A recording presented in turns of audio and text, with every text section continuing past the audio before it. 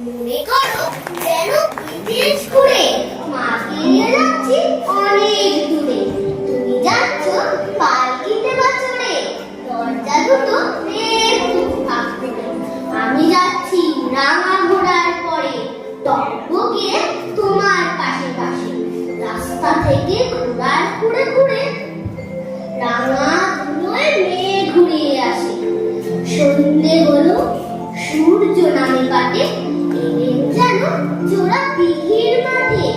ধুধু করে যেদিক পারে যাই, কোনোখানে জলবায়ু নাই। তুমি যেন আপন মনে তাই ভয় পেয়েছো, ভাবছো এলেন কোথা। আমি বলছি ভয় করো না মাগো, ওই দেখা যায় মরা নদীর সোতা। চোর কাটাতে মাঠ রয়েছে রেখে, মাঝখানেতে পথ গিয়েছে রেখে। গরু বাছুর নেই তো কোনোখানেই, সন্ধে হতেই গেছে গায়ের পানি। আমরা কোথায় যাচ্ছি কে তা জানে, অন্ধকারে দেখা যায় না ভালো। তুমি যেন বললে আমায় ডেকে, দিঘির ধারে ওই যে কিসের আলো। এমন সময় ওই যে কারা আসতেছে ডাকছে রে। তুমি ভয়ে পালকিতে এক করে ঠাকুর দেবতা স্মরণ করছো মনে।